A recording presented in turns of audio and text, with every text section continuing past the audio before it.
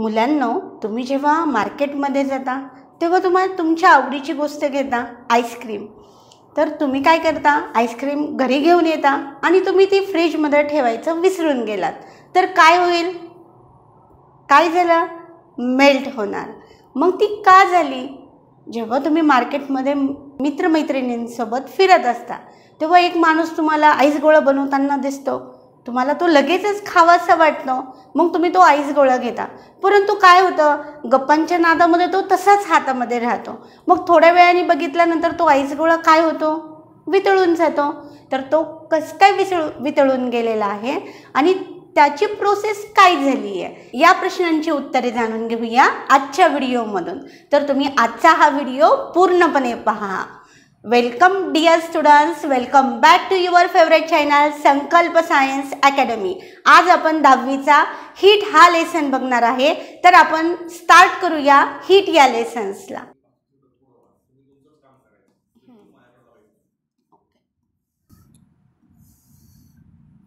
Heat म्हणजे काय आहे?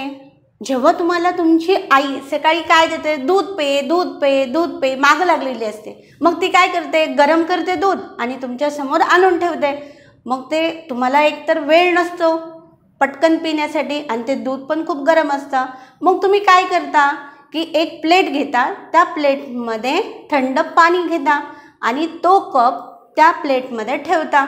मग काही वेळाने काय होतं, ते दूध थंड होऊन जातं आणि पाणी हे काय होऊन जातं, गरम होऊन जातं. म्हणजे काय, म्हणजे त्या दुधाची सगळी जी हीट आहे, जी उष्णता आहे, ती ट्रान्सफर झालेली असते पाण्यामध्ये आणि ते दूध थंड होऊन जातं. म्हणजे हीट काय आहे, हीट म्हणजे काय आहे, एक टोटल अमाऊंट ऑफ एनर्जी आहे that flows to hot object to cold object. म्हणजे एनर्जीचं काय होतं, याच्यामध्ये ट्रान्सफर होतं. म्हणजे गरम वस्तूकडे ती थंड वस्तूकडे जाते, त्याला आपण काय म्हणतो, हीट. तर आपण बघूया heat. Heat means total amount of energy.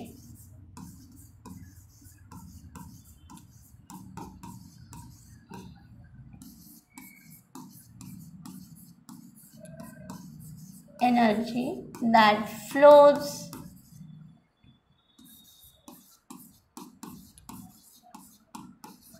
hot object to cold object.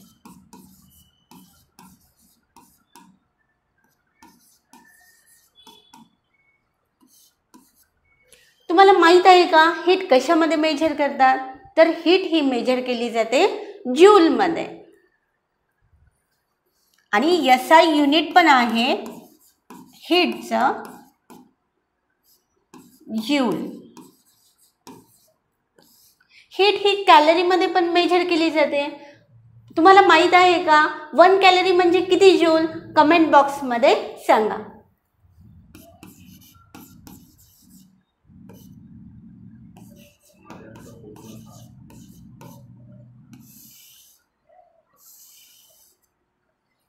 हे बघितलं आपण हीट. तर आता आपण बघूया टेम्परेचर. हीट आणि टेम्परेचर सेम आहे का?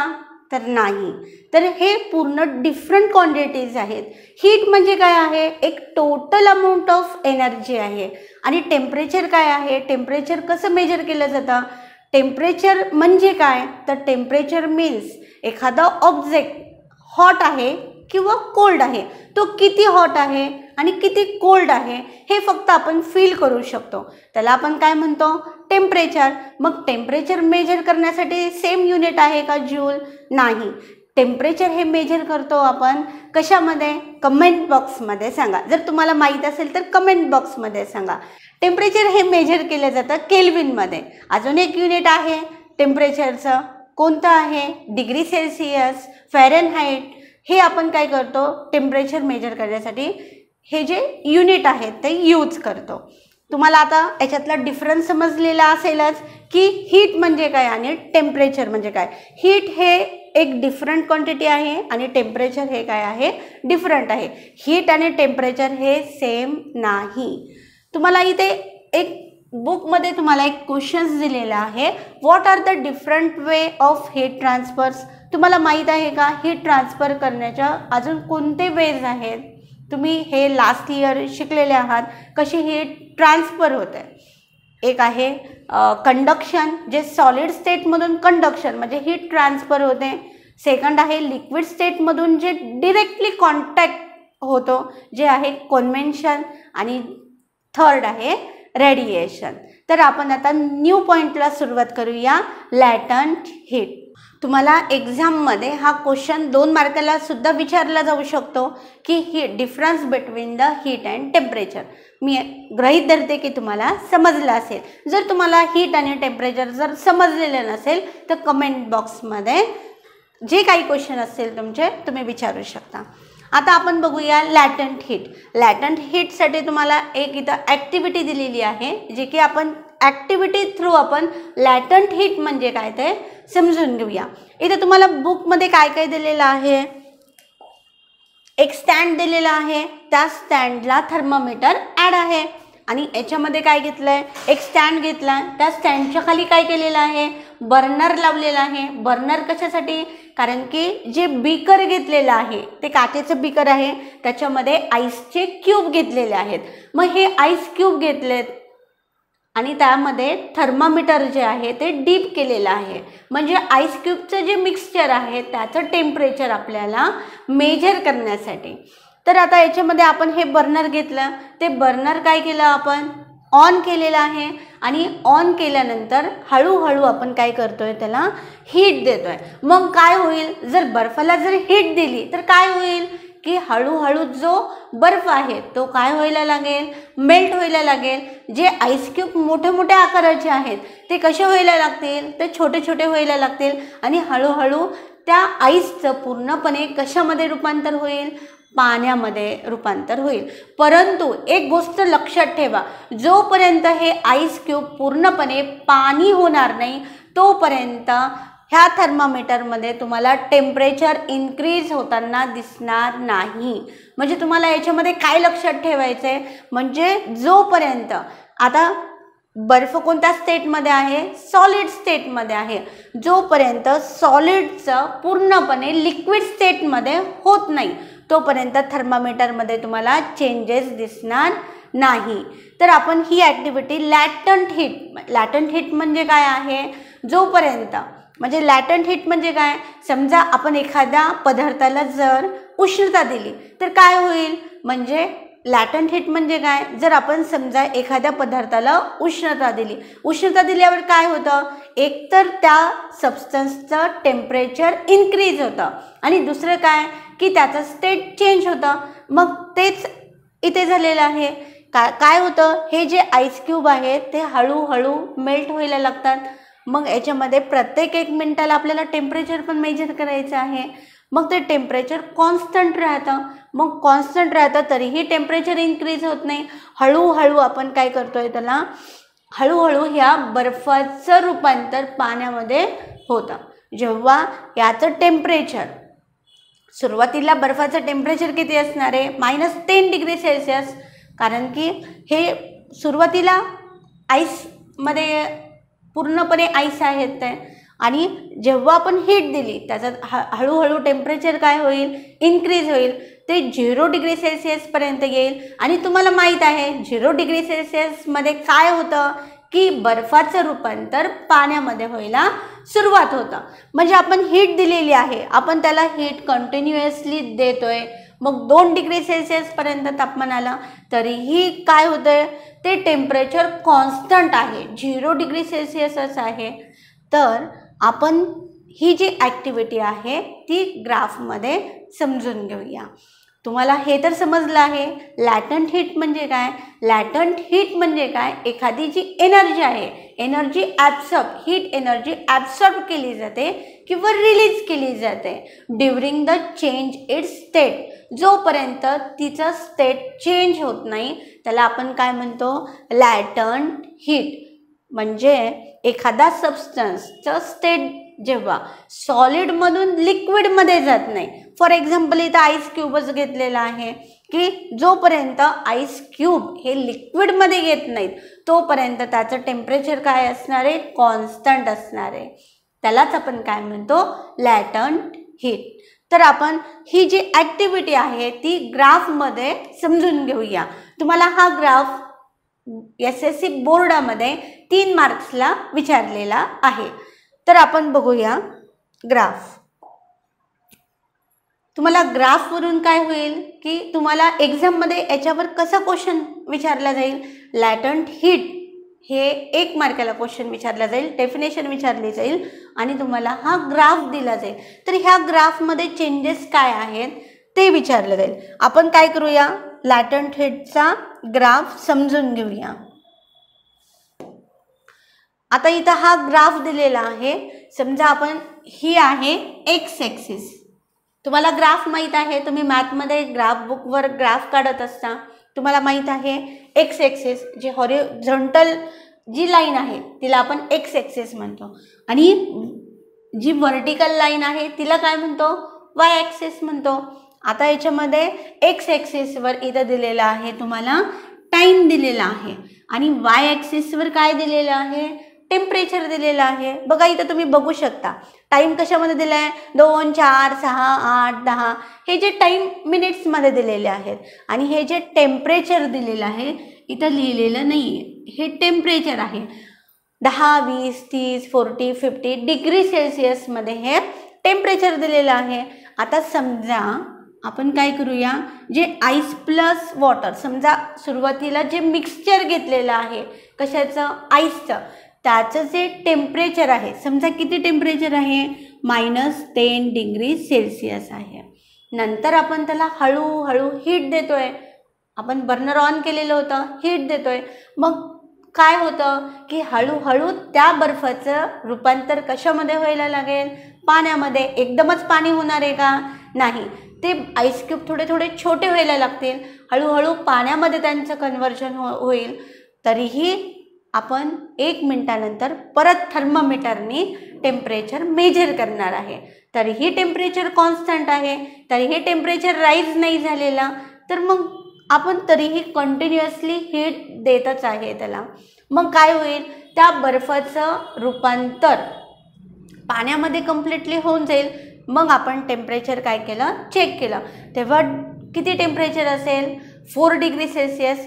0 डिग्री सेल्सिअसपासून ते 4 डिग्री सेल्सिअस म्हणजे किती मिनिटाचा फरक आहे, 4 मिनिटाचा. म्हणजे 0 डिग्री सेल्सिअसपासून बर्फ काय होतोय, पाण्यामध्ये रूपांतर होतोय. आणि याच्यामध्ये बघा A point two B point म्हणजे बर्फाचं रूपांतर कशामध्ये झालेलं आहे, म्हणजे AB हा जो पॉईंट आहे तो काय इंडिकेट करतोय की बर्फाचं रूपांतर हे पाण्यामध्ये झालेलं आहे. त्यासाठी किती टेम्परेचर लागलेलं आहे, 4 डिग्री सेल्सिअस. आपण हे कशाने मेजर केलं, थर्मामीटरनी मेजर केलं. मग त्यानंतर काय झालं, आता याच्यामध्ये बघा लॅटंट हीट. लॅटंट हीट म्हणजे काय, इथं पण मी तुम्हाला सुरुवातीला पण एक्सप्लेन केलं आहे, आता पण करते. कारण की सॉलिड्स, आईस क्यूब हे सॉलिड होते, त्याचं कन्व्हर्जन पूर्णपणे लिक्विडमध्ये कन्वर्ट झालेलं आहे. समजते. म्हणजे जोपर्यंत एखाद्या स्टेटमधून त्याचं पूर्ण कन्व्हर्जन अनदर स्टेटमध्ये होणार नाही तोपर्यंत टेम्परेचर इन्क्रीज होणार नाही. आता ह्या बर्फाचं पूर्णपणे पाणी झालेलं आहे. मग आता आपण काय करणार, कंटिन्युअसली हीट देत राहणार. मग आता काय होईल, हीट. आता समजा मी इथं बिकर घेतलं, आता ती मागच्या पेजवरती फिगर केलेली आहे. इथं समजण्यासाठी मी इथं काय करते, एक रफ फिगर काढते. हे बर्नर आहे आणि याच्यामध्ये आता हे पाणी आहे. सुरुवातीला समजलं आईस क्यूबचं पूर्णपणे पाणी झालेलं आहे, त्यालाच आपण काय म्हणणार, लॅटंट हीट. आता हे जे पाणी आहे आपण त्याला हीट देतोय, कंटिन्युअसली हीट देतोय आणि टेम्परेचर प्रत्येक मिनिटाला काय करतोय, चेक करतोय. तरीही ह्या पाण्याचं टेम्परेचर किती आहे, 0 डिग्री सेल्सिअस. जोपर्यंत टेम्परेचर, आता याच्यामध्ये बघा B पासून ते C पर्यंत हा ग्राफ बघा वर गेलेला आहे, B पासून ते C पर्यंत आपण कंटिन्युअसली हीटिंग देतोय. आता हे टेम्परेचर कुठपर्यंत गेले, the temperature reaches at the 100 degree Celsius. आता टेम्परेचर कुठपर्यंत पोहोचलंय, 100 डिग्री सेल्सिअसला. तुम्हाला माहीत आहे वॉटरचा जो बॉइलिंग पॉईंट आहे 100 डिग्री सेल्सिअस आहे. 100 डिग्री सेल्सिअसला काय होतं, पाणी हे बॉईल व्हायला लागेल आणि जेव्हा पूर्णपणे पाणी हे बॉईल व्हायला लागेल त्या वॉटरचं कन्व्हर्जन कशामध्ये होईल, स्टीममध्ये होईल, म्हणजे गॅसियस स्टेट. आणि हे वॉटर जे आहे लिक्विड स्टेटमध्ये आहे, म्हणजे लिक्विडचं कन्व्हर्जन स्टीममध्ये कन्व्हर्जन झालेलं आहे. आता याच्यामध्ये बघा हा जो ग्राफ आहे बी पासून सी पर्यंत गेलेला, तिथं तुम्हाला सी इंटू डी, तरी 100 डिग्री सेल्सिअस पर्यंत टेम्परेचर रीच झालेलं आहे, तरीही आपण कंटिन्युअसली हीटिंग देतोय, म्हणजे त्याचं 100 डिग्री सेल्सिअसला पाणी बॉईल होणार आणि त्या बॉईल झालेल्या पाण्याची काय होणार, स्टीममध्ये कन्व्हर्जन होणार. तरी आपण कंटिन्युअसली हीटिंग दिली. सी पासून डी पर्यंत काय होणार, बॉइलिंग प्लस वेपर, म्हणजे ह्या लिक्विडचं कन्व्हर्जन वेपरमध्ये कन्वर्ट झालं. स्टीम म्हणजे वाफ, वेपर, आपण कोणताही वर्ड इथं यूज करू शकतो. म्हणजे यालाच आपण काय म्हणणार, आपण इथे दोन लॅटंट हीटच्या दोन कन्सेप्ट शिकलेलो आहेत. एक म्हणजे कोणतं, लॅटंट हीटची एक लॅटंट हीट ऑफ फ्युजन. आपण इथे दोन लॅटंट हीटमध्ये दोन कन्सेप्ट घेतलेल्या आहेत, लॅटंट हीट ऑफ फ्युजन आणि सेकंड आहे लॅटंट हीट ऑफ वेपरायझेशन.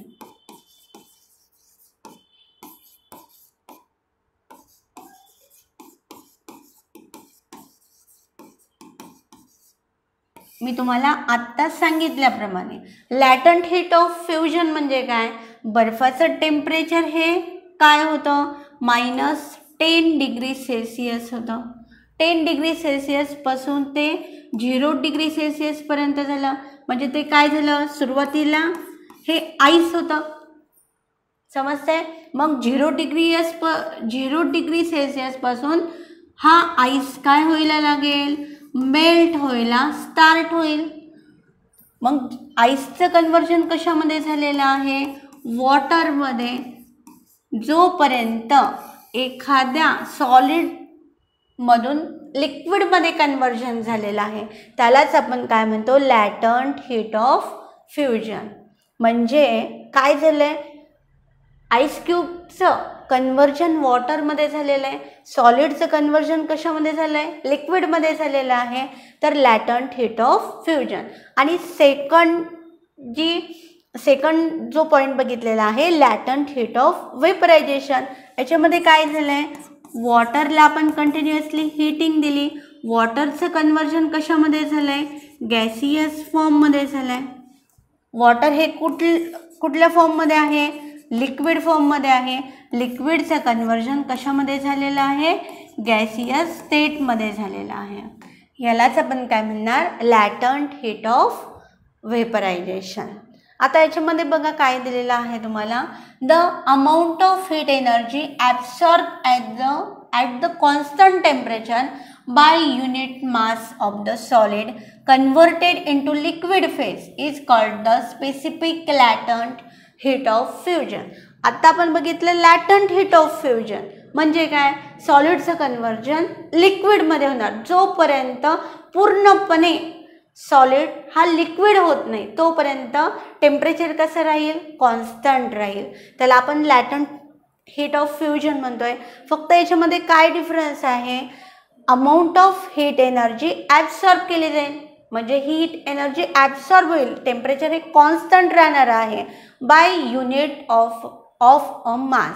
म्हणजे ह्या सॉलिड म्हणजे समजा आपण 1 ग्राम वॉटर घेतलेलं आहे, प्रत्येकाचं एक युनिट घेतलेलं आहे, किती ग्राम वॉटर घेतलं आहे किंवा किती किलोग्राम वॉटर घेतलं आहे त्या अमाऊंटमध्ये आपण तो सबस्टन्स घेतलेला आहे, म्हणून याला स्पेसिफिक हीट ऑफ फ्युजन असे म्हणलेलं आहे.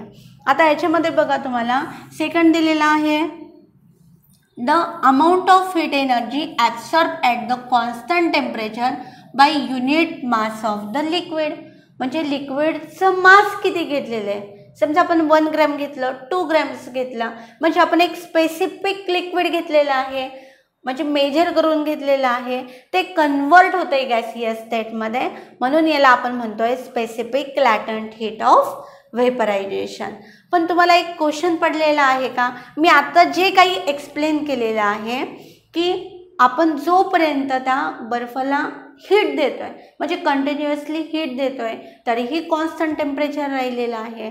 मग त्या बर्फाचं जोपर्यंत पाणी होत नाही तोपर्यंत टेम्परेचर इन्क्रीज झालं नाही. मग आपण जी हीट दिलेली आहे तर मग ती कुठे गेली. आता आपण इथं कंटिन्युअसली हीट देतोय तर मग ही हीट कुठे जातीये, तुम्हाला हा प्रश्न पडलाच असेल. आता आपण काय बघणार आहे, जे आपण कंटिन्युअसली हीट दिलेली आहे म्हणजे ॲब्सॉर्ब झालेलं आहे तर मग ते कुठं गेलेलं आहे, तर कारण की वॉटरचा फॉर्म्युला काय आहे H2O.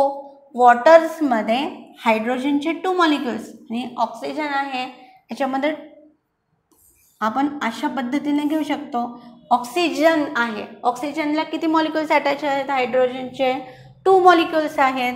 तर हायड्रोजनवर स्लाइटली पॉझिटिव्ह चार्ज असतं आणि ऑक्सिजनवर निगेटिव्ह चार्ज असतं. तर मग तुम्हाला माहीत आहे की पॉझिटिव्ह आणि निगेटिव्हमध्ये काय असतं, अट्रॅक्शन असतं. जर 2 अपोजिट चार्जेस असतील तर त्यांच्यामध्ये अट्रॅक्शन असतं आणि जर लाईक चार्जेस असेल, समजा जर पॉझिटिव्ह चार्ज असेल त्यांच्यामध्ये रिपल्शन असतं, पॉझिटिव्ह निगेटिव्ह असेल तर त्यांच्यामध्ये अट्रॅक्शन असतं. आता इकडे बघा की ऑक्सिजनवर स्लाइटली निगेटिव्ह चार्ज आहे आणि हायड्रोजनवर स्लाइटली पॉझिटिव्ह चार्ज आहे. मग हा ऑक्सिजन काय करेल, वॉटरमधल्या दुसऱ्या मॉलिक्युल्ससोबत वॉटर मॉलिक्युल्ससोबत तो काय करेल, हायड्रोजनच्या मॉलिक्युल्ससोबत अट्रॅक्ट करेल. इथं काय करेल, तो हायड्रोजनसोबत अट्रॅक्ट करेल, वॉटरच्या दुसऱ्या मॉलिक्युल्ससोबत तो काय करेल, अट्रॅक्ट करेल. मग ही अशी चेन काय होत जाणार, कंटिन्युअसली वाढत जाणार. म्हणजे कंटिन्युअसली ही जी चेन आहे ही कंटिन्युअसली होत जाणार.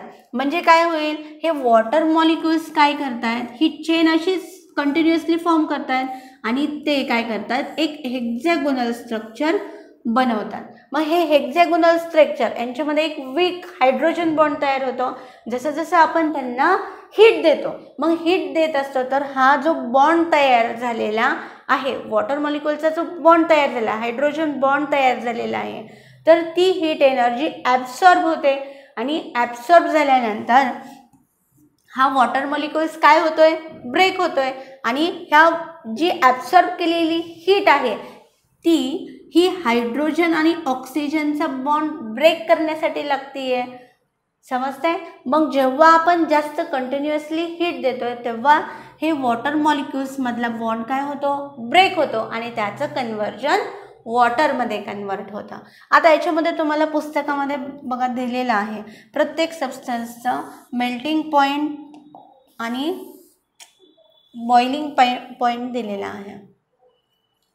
हे बघा, सबस्टन्स दिला आहे water, melting point 0 degree Celsius. 0 degree Celsius पासून आपला बीकरमधला आईस काय झालं होता, स्टार्ट झालं होतं मेल्ट व्हायला. बॉइलिंग पॉईंट, वॉटरचा बॉइलिंग पॉईंट दिलेला आहे 100 degree Celsius. Specific latent heat of fusion दिलेला आहे. म्हणजे प्रत्येक ह्या सबस्टन्सचं इथं काय दिलेलं आहे, वेगवेगळं specific latent heat of fusion आणि specific latent heat of vaporization दिलेला आहे. तुम्हाला तर आजचा हा व्हिडिओ समजला असेल तर लाईक करा, सबस्क्राईब करा. Stay happy, stay curious.